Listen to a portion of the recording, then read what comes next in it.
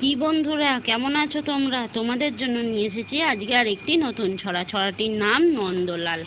লিখেছেন দ্বিজেন্দ্রলাল রায়। নন্দলাল তো একদা একটা করিল ভীষণ পণ, স্বদেশের তরে যা করেই হোক রাখিবে সে জীবন। সকলে বলিল আহা আহা, করো কি নন্দলাল।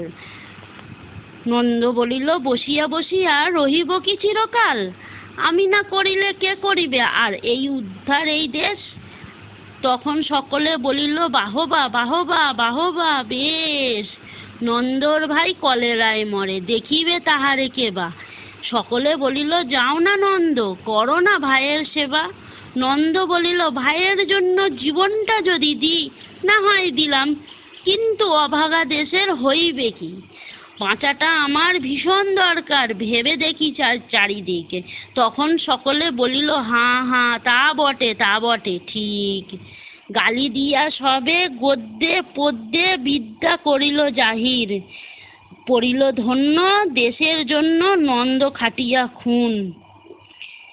লেখে যত তার দ্বিগুণ ঘুমায়, তার খায় 10 গুণ। খাইতে ধরিল লুচি ও ছোকা ও সন্দেশ থাল থাল। তখন সকলে বলিল বাহবা বাহবা নন্দলাল। নন্দ একদা কাগজেতে এক সাহেবকে দিল গালি। সাহেব আসিয়া গলাটি তাহার টিপিয়া ধরিল খালি।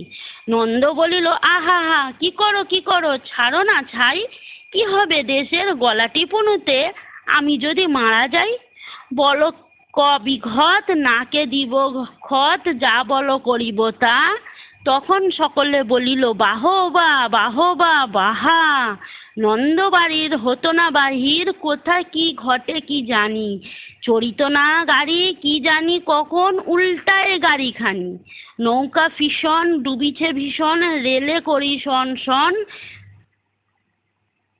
হাঁটিতে সর্প কুকুর আর গাড়ি চাপা ভরা ভয়। তাই শুয়ে শুয়ে কষ্টে বাঁচিয়ে রহিল নন্দলাল। সকলে বলিল ভেলা রে নন্দ,